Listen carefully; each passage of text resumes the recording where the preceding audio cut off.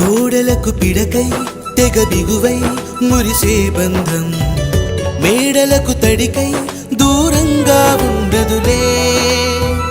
కేదలకు పాకై గూడల్లే నిలిచే చందం, కాకులకు ఈకై ఊరిక నేరాలదులే.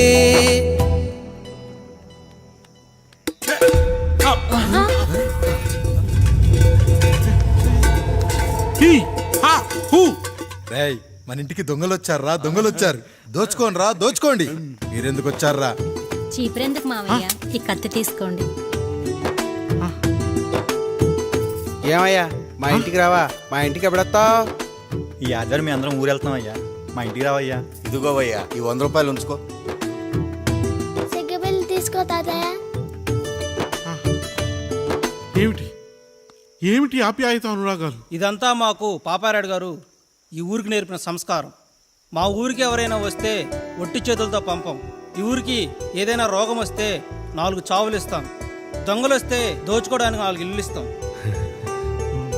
అయ్యా, పేదరికంలో ఉన్న తల్లిదండ్రుల పిల్లల్ని పార్కుల నుండి స్కూళ్ళ నుండి తీసుకెళ్లి బిస్కెట్లు చాక్లెట్లు కొనిపెట్టి డబ్బుండి పిల్లలు లేని దుబాయ్ షేకులకు ఇస్తుంటే నన్ను కిడ్నాపర్ అని జైల్లో పెట్టారు.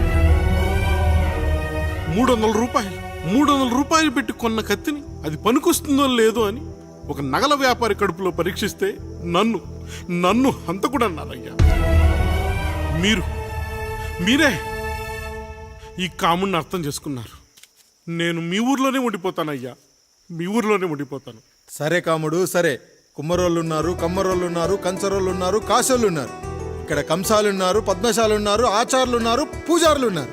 రెడ్డి, నాయుడు, చౌదరి, దళితులు కూడా ఉన్నారు. హిందువులు, ముస్లింలు, క్రిస్టియన్స్ కూడా ఉన్నారు. కానీ ఒక దొంగ మాత్రం లేడు. ఈ రోజు నుంచి నిన్ను దొంగగా నియమిస్తున్నాను. ఈ ఊళ్ళో 4 ఇళ్ళు దొంగతనాలు చేసుకొని హాయిగా ఉండండి రా, హాయిగా ఉండండి.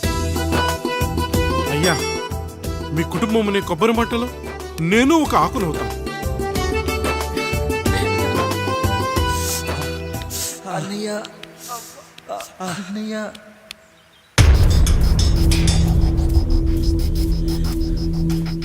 అయ్యా, ఏంట్రా? రోడ్డు మీద కాలు కాలుతున్నా సరే తమ్ముళ్ళు చెప్పులు లేకుండా నడుస్తున్నారయ్యా, చెప్పులు లేకుండా నడుస్తున్నారయ్యా.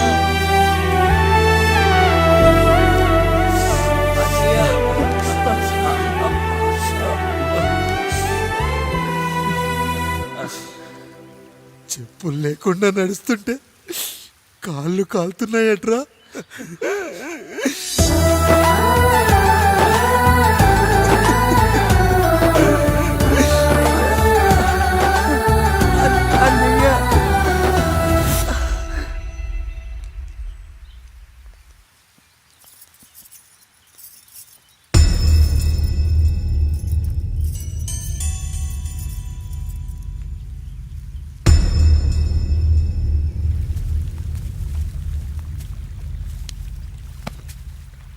ఏరా కాముడు, అయ్యా, బాధపడుతున్నావా?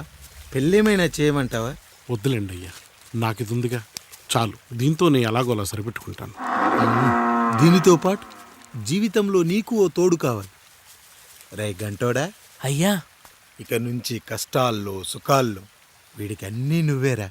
మీరు శాసించాక నేను వేరే ఏదైనా ఆశించగలనా పెద్దయ్యా?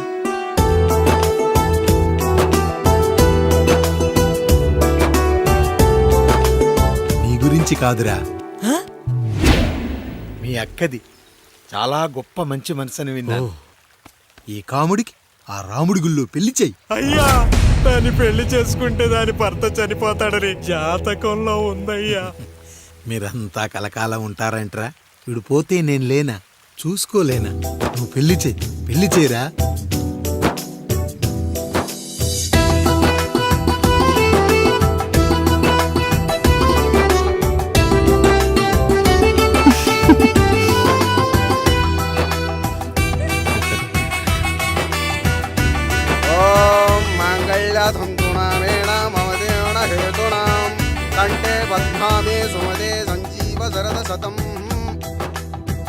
అయ్యా, ఏంట్రా? మీ చేత్తో నాకు దొంగగా జీవితాన్ని ఇచ్చారు. ఇప్పుడు ఒక భర్తగా భార్యనిచ్చారు. అదే బంగారు చేత్తో ఒక్క ముడివేసి పెట్టండి అయ్యా. మీ నీడను మేము చల్లగా ఉంటాం. రెట్టలకు పిట్టై లోలోనే దాచే అందం, మట్టలకు చెట్టై పట్టుంచే సంబంధం, చుట్టలకు పిట్టై దాచుంచే ఓ సుమగంధం, గట్టుపై తొట్టై నీరిచ్చే అనుబంధం, సిగలో చుండ్రల్లే లోతైనది బంధం, దులిపే బలమున్నా అది రాలిపోని నేటి సంబంధం. ఏంటి బుజ్జి, ఏమైంది? పండు, నీకు పెళ్లి చేసిన మరుక్షణం నీ భర్త చనిపోతాడని జాతకంలో ఉంటే ఆయన నన్ను నీకిచ్చి పెళ్లి చేశారు. నేను పోతే నా భార్య పరిస్థితి ఏంటయ్యా అని అడిగితే నేను లేనారా అన్నారు. ఆయన చేసిన త్యాగం మామూలు త్యాగం కాదు. ఒకవేళ పొరపాటున నాకేమైనా జరిగితే? అయ్యయ్యో, అంత మాట అనకండి. మీరు వేరే చెప్పాలా? మొన్నటిదాకా తమ్ముడు, ఇప్పుడు ఈ కాముడు, తరువాత రాయుడు. ఒరేయ్ కాముడు, పెళ్ళైన దగ్గర నుంచి మీరు సరదాగా గడిపిందే లేదు.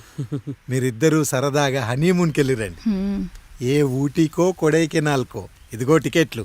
అయ్యా, మీరు దేవుడయ్యా. ఇక్కడ పనులాగకుండా నువ్వు ముందుగా వెళ్ళిరా. నువ్వు తిరిగి వచ్చిన తర్వాత పండు వెళ్తుందిరా. అయ్యా, ఒక పని మనిషిని మీరు ఇంతగా ఆదరిస్తున్నారయ్యా. నువ్వు పని మనిషి ఏంటి పండు? నీలాంటి స్త్రీమూర్తిని ప్రతి మగాడు అమ్మలా చూసుకోవాలి. ఇక నుంచి నా బిడ్డలు నిన్ను అమ్మా అని పిలుస్తారు, అమ్మలా చూసుకుంటారు. ఏమంటావు జానకి? రెట్టలకు పిట్టై లోలోనే దాచే అందం, మట్టలకు చెట్టై పట్టుంచే సంబంధం, చుట్టలకు పిట్టై దాచుంచే ఓ సుమగంధం, అనుబంధం, సిగలో చుండ్రల్లే ఈ బాధ నా బాధ కాదట్రా. దులిపే బలమున్నా అది రాలిపోని మేటి సంబంధం.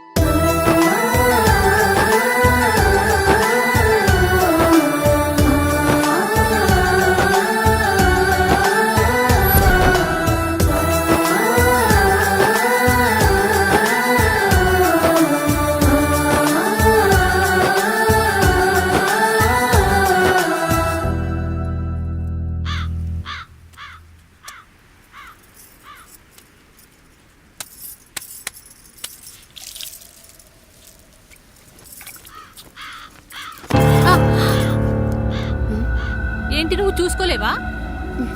అయ్యో, చూసుకోలేదండి. ఈసారి ఖచ్చితంగా చూసుకొని గుర్తాను. మీరు వెళ్ళండి.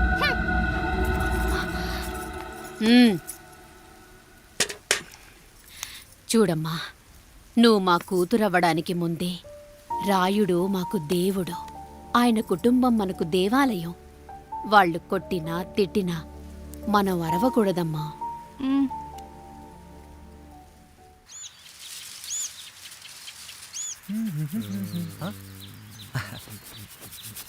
ఏంట్రా మిట్ట మధ్యన కసికసిగా పడిపోమెత్తున్నావేటి? మీకేంట్రా పెళ్ళిళ్ళు అయ్యాయి? పెళ్ళి ఎవరు? కానీ కానీ కానీ హే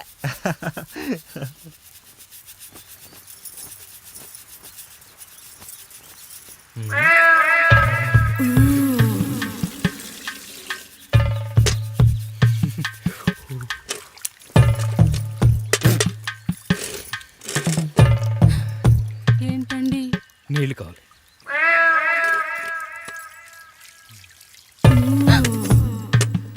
ఆయన కుటుంబం మనకు దేవాలయం. వాళ్ళు కొట్టినా తిట్టినా మనం అరవకూడదమ్మా.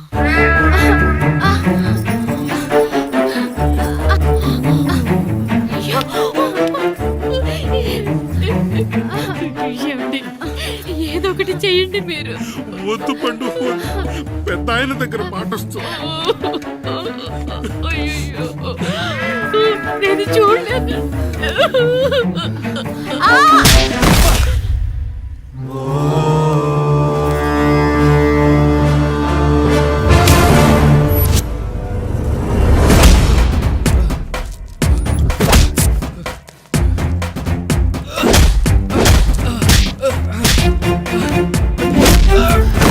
అయ్యో అనియా అనియా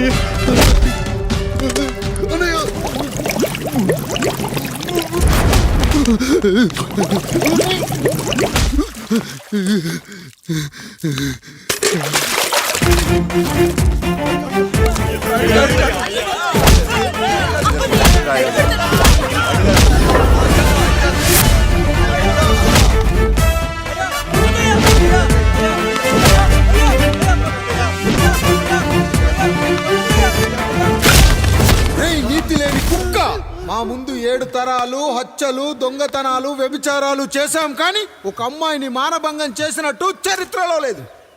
ఈ వంశంలో మొట్టమొదటిసారి ఎవ్వరూ చేయని పని నువ్వు చేసి గొప్పోడివైపోతే మేమంతా చూస్తూ ఊరుకుంటామనుకున్నావా? రేపు పొద్దున వీడిని పంచాయతీకి పిలిచి ఈ రాయుడు తీర్పిచ్చేంత వరకు లక్ష్మి వాడిని ఇంట్లో కూడా రానివ్వకు.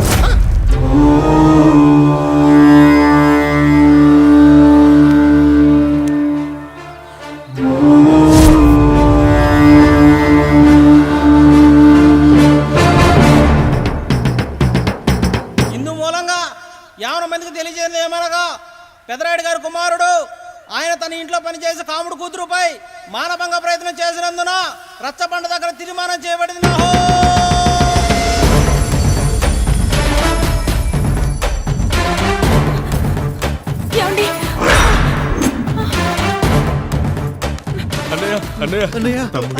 తప్పు చేశాడని మన కుటుంబ గౌరవం నీ చేతిలో ఉంది. దయచేసి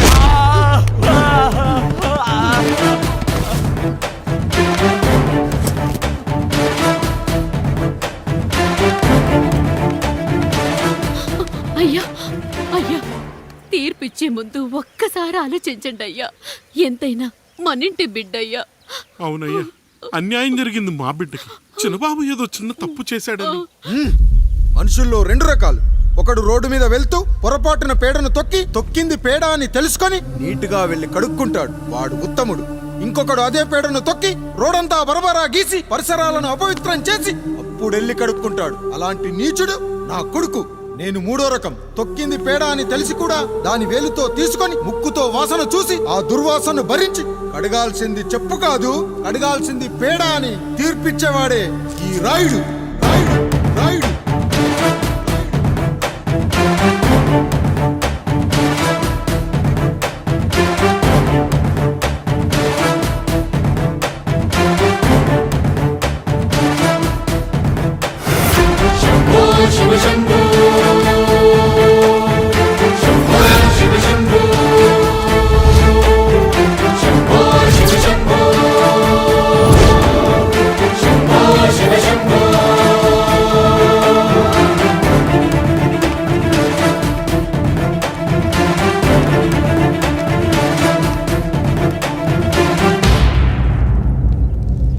అయ్యా, మీ కుటుంబానికి ఈ పరిస్థితి వస్తుందని అస్సలు ఊహించలేదయ్యా.